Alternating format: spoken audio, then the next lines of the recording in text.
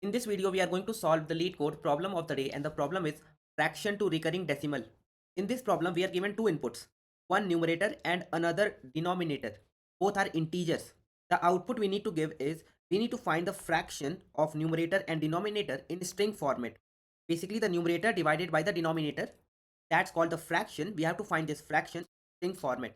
Now let us see some examples of this, and then we are going to understand what's the process to solve it. Let us say the numerator and denominator given is 1 and 2. Now, if you divide 1 with 2, you are going to get 0.5, right? Simple. That's the output you need to give.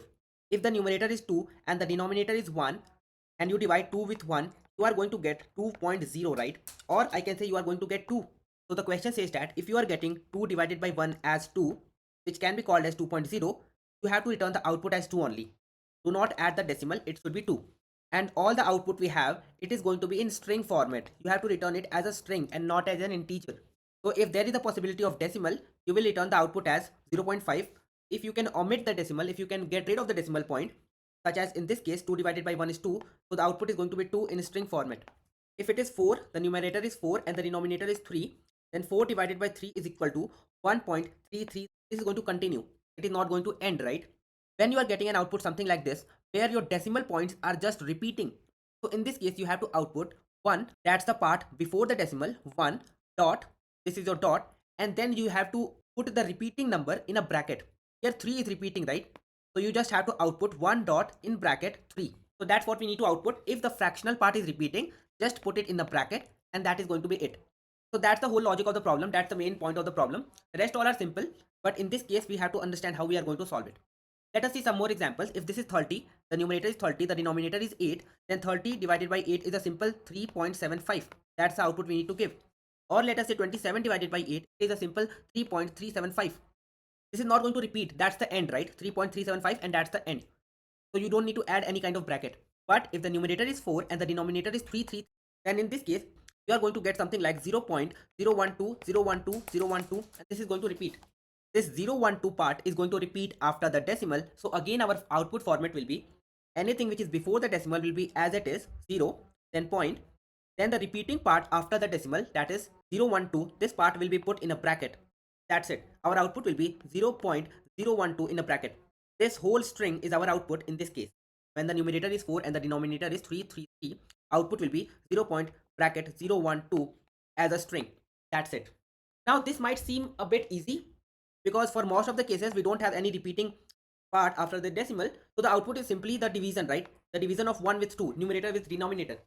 But in this case, this might be a little bit complex and you can have a lot of different way to solve it. But let us not think about this in a complex way. Think about the simple division rule we already know about during our school days. Let's focus on those test cases in which the digits after the decimal are repeating. For example, 4 divided by 3 or 4 divided by 333. This is our numerator and that's our denominator, right? We have to say 4 divided by 3. So simple, what we can do is we need to find a number which we need to multiply with 3 to get the output as 4. But since 4 is not the direct multiple of 3, now we need to find a number just less than 4, which is a multiple of 3. So we can say 3 multiplied by 1 is 3, right? Means this particular 1 is going to be our part of the answer. Basically this particular 1. And now I can say 4 minus 3, 1. That's our remainder as of now. But we have to keep doing this till the remainder is 0, right? Since the remainder is 1, we have to divide 1 with 3, right? In this case, since 1 is less than 3, we have to introduce a dot. Now our decimal part begins, and now I can convert this 1 to 10. Basically, multiply my remainder with 10. So this will become 10. Now again, I need to find a number which is a multiple of 3, which is equal to 10. But since 10 is not a multiple of 3, we have to find a number which is just less than 10 and multiple of 3. 3 multiplied by 3 is the 9, right? Basically, I can take this 3 and I can say 1.3. Basically, we are creating our answer, right? And now I can say 10 minus 9. This will again be equal to 1. Now, since we got this number as 1 again, we already have got the remainder as 1. We again got the remainder as 1. Again, we will just multiply our remainder with 10. So this will become 10. And now again, we have to say 1.33. Again, we will say this is 9. And now this will be equal to 1. Again, the remainder is 1. And you will see our answer is now started to 1.333. It will start to repeat, right? Try to think about when is this repeating. This started to repeat when we got our remainder same. We got a remainder as 1. Again, we got the remainder as 1. At that point, the repeat started, right? The repetition after the fraction started. So we can actually stop here. The moment I see a remainder, which is 1, and again if I see the remainder as 1, I know it is repeating, right? So any part of the answer or any part of the fraction we have created after we got our first one, that part is now going to repeat, right? So basically this part is now going to repeat, and now we can say 1 dot bracket of 3, and that is going to be the output for this. Now there is one more use case for this. Let me try to explain you that. Let us say our number is 30, the numerator is 30, and we have to divide it with 8, right? So this is going to end. This is not going to have any kind of repetition. Basically, we can say 30 cannot be divided by 8, but we can say 24, which is the multiple of 8, is the highest number just below 30, which is the multiple of 8. So we can say 8 multiplied by 3, which is equal to 24, 30 minus 24, and now we can create our answer. Our answer will begin with 3, basically this particular 3, and the remainder here is 6. The moment I receive a remainder, now this particular remainder is going to be less than 8, right? And since this is less than 8, we now need to introduce the dot. So you will notice here, just before introducing the dot in our answer, the decimal point in our answer, we have to calculate the left part. This can be calculated in just one operation. Basically, we can say 30 divided by 8, we are going to receive, in our code, we are going to receive 3.375, right? If you take this particular part, you will get your first part, right? Now, this is 6, right? You can just say 6, which is the remainder, multiplied by 10, and now this will become 60. 8 multiplied by 7, which is 56, right? So 3.7, and this will be 56, and the remainder is now 4. Again, we have to say 4 multiplied by 10, this will be 40, and now 8 multiplied by 5, this will be 40, right? This is 40, and the remainder is 0. So this is 3.75, and the moment the remainder is 0, we can stop. We don't need to proceed further because that's the exact fraction, right? This is not going to repeat. So we are going to create a program which is going to stop after we receive a 0. But if we do not receive a 0, instead, if we receive a remainder which we have already seen, it means now the repetition has started. Let us see one more example which is going to give us some more clear picture of what we need to do. Let us say we need to divide 1 with 6, or let us say we need to divide 13 with 6. That is going to be a good use case to understand a lot about this problem. So basically we can say 6 multiplied by 2, which is 12, right? So our answer is going to begin with 2, and we are going to decrease 12 from 13, and the remainder we got is 1. And since the remainder we have got is 1, now we have to introduce a dot to our answer, and we can say this 1 will become 10, right? Now we can say 2.1, basically 6 multiplied by 1 is equal to 6, we can say minus 6, and the remainder is 4 now. Earlier the remainder was 1. When the remainder was 1, we got the decimal introduced as 1, right? Basically 6 multiplied by 1. But now the remainder is 4, so the remainder has not repeated yet. So now I can say 4 will become 40, and 6 multiplied by 6, 36, that's what we need to minus here. So this will be 2.16. Now this will be 4. Now the remainder has repeated. So your answer will also start to repeat. This will be 2.16666. This will just continue.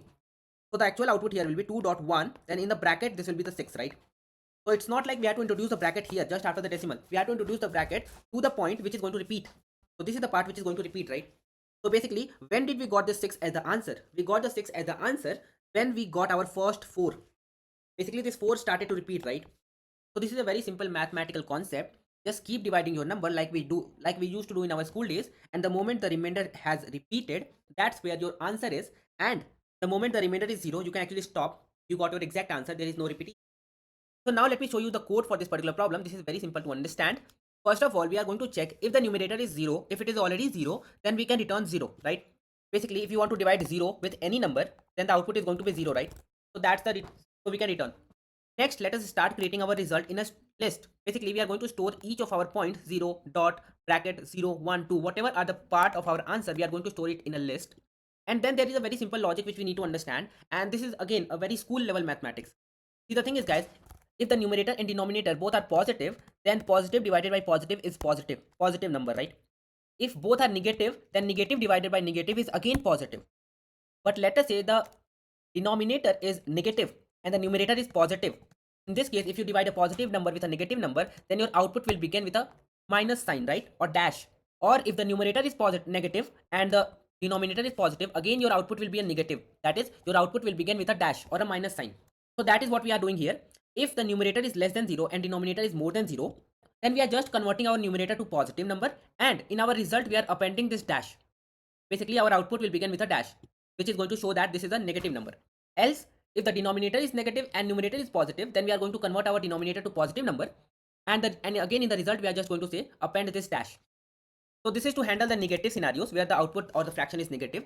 And now we are going to just say result.append numerator divided by denominator. Basically, this double divide operator is going to give us the part before the decimal. Basically, if I say 30 double divided by 8, this will be equal to 3. If you just use the single divide operator, this will be 3.375. But since we are using the double divide operator, we just want the part just before the decimal, that is 3. So that is what we are appending. And now we need to calculate the remainder part, using which we are going to create our decimal parts. Basically the answer, basically the part which is after the dot or in the right side of the dot. Now if the remainder is already 0, we can directly return our answer. We can say return, let's convert our list to a string and return it. But if the remainder is not 0, then definitely we are going to get something in the right side of the dot. So I can say result dot append the dot. In our result we should have a dot as well, right? And then we are going to add our decimal part. Now let us create a dictionary, and this dictionary is going to store the remainder which we have already seen. Because the moment we see a remainder which we have already seen, we can stop there, right? We know that the answer is now going to repeat. And now, while the remainder value is not 0, that is, we do not get a remainder as 0, we have to perform some operation. Basically, we have to find the part of the fraction after the dot, right? Or after the decimal point. Now, there is a logic. If the remainder is something which we have already seen in our dictionary, we are going to come on this, but initially we are not going to get this as true, right? So let's focus on this particular logic. First of all, we are storing our current remainder in the dictionary, and the value which we are storing is the current length of the list. Basically, let's try to understand this. Let us say we are dividing 4 with 3, right? In this case, our result will have 1 and a dot, right? And the remainder value will be 1. We want to store this 1 in the dictionary because later on when we see the same remainder again, it means we have a repetition. So we are going to say s of 1 is equal to length of result. And the reason is we are going to store the s of 1 as 2 because we want to know the point at which we have started to create an answer which is later on going to repeat. That is, we are going to store a 3 here, right? So see, after storing this, we multiplied our remainder with 10, then we appended remainder divided by the denominator, right? If the remainder is, let us say, 1, we multiply it with 10, it is 10, divided with the denominator, it is equal to 3, right? The answer we started to create is 1 dot, then 3, then 3, then 3, it is going to repeat. And then we are going to say remainder is now remainder mod denominator, that is 10 mod 3, which is now equal to 1. Again, for remainder will be 1, and we are going to get in this particular logic that the remainder is already in the dictionary. Now, if the remainder is already in the dictionary, we want to insert a starting bracket at the point when we started to create this answer with this repeating remainder. We started to create the answer as 1 dot 3, then 3, then 3, which is going to repeat from the index number 2. We are going to say in the result, let us insert a bracket, a opening bracket at the index number 2. So at the index number 2, we are going to have a opening bracket, and then we are going to have a closing bracket at the end, and the answer will be 1 dot bracket 3 bracket, opening bracket and the closing bracket. So that is the whole logic of this particular solution. We are going to keep inserting our remainder in our dictionary, and then we are going to create our answer. Basically, multiply the remainder by 10, append in this list remainder divided by denominator, and then find the new remainder using the logic remainder mod denominator. The moment you get to see the remainder again, then you are going to insert this opening bracket and the closing bracket, break out of the loop, and then you are going to return the answer, return the list as a string. So that's the complete solution approach for this particular problem. Once you submit this, you will find that this is an accepted solution with a really good runtime and a good memory use as well. So guys, we have solved this particular problem in a very efficient way. And if this particular video has helped you to understand the problem solution approach in a simple way, then make sure that you hit that like button. And if you have not subscribed my channel as of now, then make sure that you subscribe my channel as well. And I will see you guys in the next video. I want to see you guys in the next video. Thank you for watching this one.